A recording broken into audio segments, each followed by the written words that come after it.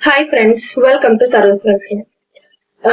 Today is the fifth day conservatively session down ಆಗಿ close ಆಗ್ತಿರೋದು and ನೀವು ನೋಡ್ತಿರ್ಬೋದು ನಿಫ್ಟಿ 50 ಅರೌಂಡ್ 24,282 ರೇಂಜ್ ಅಲ್ಲಿ ಕ್ಲೋಸ್ ಆಗಿದೆ.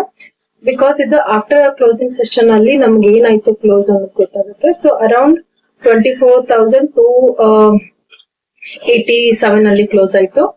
ಅಂಡ್ ಏನ್ ರೀಸನ್ ಕ್ರೂಡ್ ಆಯಿಲ್ ಡಾಲರ್ 89 ಮತ್ತೆ 90 ರೇಂಜ್ ಅಲ್ಲಿ ಇರೋದು ಮತ್ತೆ ಮಿಡಲ್ ಈಸ್ಟ್ ಜಿಯೋಪೊಲಿಟಿಕಲ್ ಟೆನ್ಷನ್ ಇಂದ ಮಾರ್ಕೆಟ್ ಮೇಲೆ ಪ್ರೆಷರ್ ಇತ್ತು ಅಂತ ನಾವು ಹೇಳ್ಬೋದು.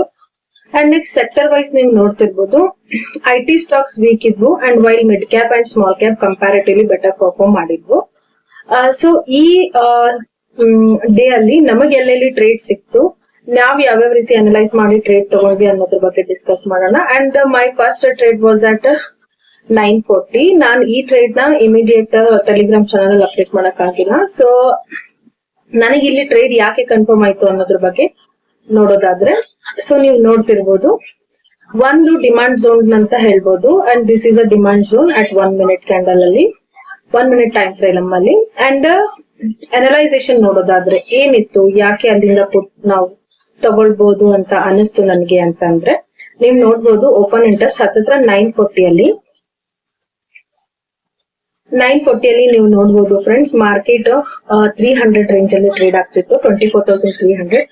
ಇಲ್ಲಿ ನೀವು ನೋಡ್ಬೋದು ನಾನು ಆಲ್ರೆಡಿ ಹೇಳಿದಂಗೆ ಕಾಲ್ OI ಏನಿದೆ ಅಲ್ಲ 1.65 crore was increasing and put OI 84 lakh increase ಆಗ್ತಿತ್ತು. So huge increase in the call side. Market 300 ಈ ಝೋನ್ ಇಂದ ಕೆಳಗಡೆ ಬರ್ಬೋದು ಅಂತ ಒಂದು ಕನ್ಫರ್ಮೇಶನ್ ಆಗುತ್ತೆ. ಇಲ್ಲಿಂದ ಈ ಝೋನ್ ಇಂದ ಕನ್ಫರ್ಮ್ ಆಗುತ್ತೆ. ಸೊ ಇಲ್ಲಿಂದ ನಾನು ಒಂದು 20 ಪಾಯಿಂಟ್ SL ಇಟ್ಕೊಂಡು 40 ಪಾಯಿಂಟ್ ಟಾರ್ಗೆಟ್ ಇಟ್ಕೊಂಡು ಸೊ ಒನ್ ಟ್ರೇಡ್ ನ ಇನಿಶಿಯೇಟ್ ಮಾಡ್ತೀನಿ. Here I have book my profit. And ಅದಾದ್ಮೇಲೆ ನಾನ್ ಟೆಲಿಗ್ರಾಮ್ ಚಾನಲ್ ಅಲ್ಲಿ ನಿಮ್ಗೆ ಒಂದು ಟ್ರೇಡ್ ನ ಅಪ್ಡೇಟ್ ಮಾಡ್ತೀನಿ. ಸೊ ಇಲ್ಲಿ ನೀವು ನೋಡ್ಬೋದು ಹತ್ತತ್ರ 10:57 ನನಗೆ ಇಲ್ಲಿ ಓಪನ್ ಇಂಟ್ರೆಸ್ಟ್ ಅಲ್ಲಿ ಕನ್ಫರ್ಮ್ ಆಗುತ್ತೆ. So I have to initiate one more put trade at 10:37 ಅಂತ. ಸೊ ನಾ 10:37 ಡಾಟಾ ನೋಡೋದಾದ್ರೆ ಆಲ್ಮೋಸ್ಟ್ ಎಷ್ಟಿತ್ತು, OI ನೋಡ್ಬೋದು market is around traded at 24,300. So ನೀವು ನೋಡ್ಬೋದು ಇಲ್ಲಿ ತುಂಬಾನೇ OI ಅಲ್ಲಿ ಇನ್ಕ್ರೀಸಿಂಗ್ ಇತ್ತು. ಹತ್ತತ್ರ 2.89 crore ವಾಸ್ ಇನ್ಕ್ರೀಸಿಂಗ್. ಹಾಗಾಗಿ ಇನ್ ಕೇಸ್ ಮಾರ್ಕೆಟ್ ಏನಾದ್ರು ಈ ಡಿಮಾಂಡ್ ಝೋನ್ ಅಲ್ಲಿ ಬಂದ್ರೆ, ನೀವು ಚಾರ್ಟ್ ಅಲ್ಲಿ ನೋಡೋದಾದ್ರೆ ಈ ಡಿಮಾಂಡ್ ಝೋನ್ ಅಲ್ಲಿ ನಿಯರ್ 260-300 ಝೋನ್ ಅಲ್ಲಿ ಏನಾದ್ರು ಬಂದ್ರೆ ಸೊ ನಮಗೆ ಮತ್ತೆ ಒಂದು ಪುಟ್ ಟ್ರೇಡ್ ಸಿಗತ್ತೆ ಅಂತ. ಸೊ ನಾನೇನ್ ಮಾಡ್ತೀನಿ, ಒಂದು ಪುಟ್ ನ ಟ್ರೇಡ್ ಕೊಡ್ತೀನಿ. Because data was so strong, market 250 ಸಹ ಟಚ್ ಮಾಡ್ಲಿಲ್ಲ. ಸೊ ಅಗೇನ್ ಇಲ್ಲೇನೆ ನಿಯರ್ ಕೆಳಗನೆ ಕನ್ಸಾಲಿಡೇಟ್ ಆಯ್ತು.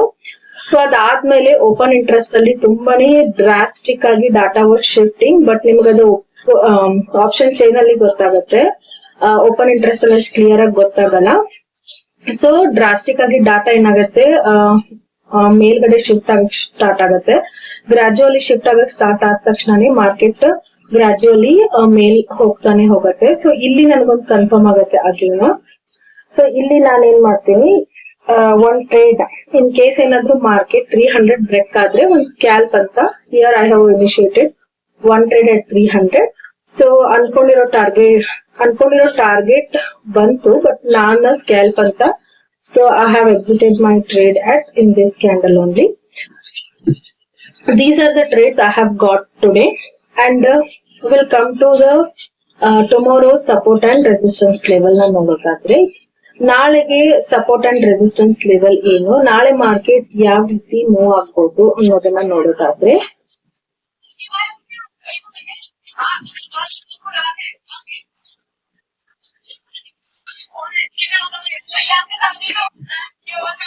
ನಾಳೆಗೆ ಇಂಪಾರ್ಟೆಂಟ್ ಸಪೋರ್ಟ್ ಅಂತ ಹೇಳೋದಾದ್ರೆ, ನಾಳೆಗೆ ಇಂಪಾರ್ಟೆಂಟ್ ಸಪೋರ್ಟ್ ಬಂದ್ಬಿಟ್ಟು 24,200 is a first immediate support ಅಂತ ಹೇಳ್ತೀವಿ. 24,200 is a first support. And immediate support ಆದ್ರೆ ಇದೆ 250 is our immediate support. And in case ಏನಾದ್ರೂ ಮಾರ್ಕೆಟ್ 200 ಬ್ರೇಕ್ ಆಗಿ ಬಿಯರಿಶ್ ಪ್ರೆಷರ್ ಬಂದ್ರೆ ಮಾರ್ಕೆಟ್ 150 ಅಥವಾ 100 ಹೋಗೋ ಚಾನ್ಸಸ್ ಇದೆ. ಅಂಡ್ ಇಂಪಾರ್ಟೆಂಟ್ ಸಪೋರ್ಟ್ ಯಾವ್ಯಾವ ನಾಳೆ ಮಾರ್ಕೆಟ್ ಗೆ ನೋಡೋದಾಯ್ತಂದ್ರೆ 24,400 ಇಸ್ ಅವರ್ ಫಸ್ಟ್ ರೆಸಿಸ್ಟೆನ್ಸ್.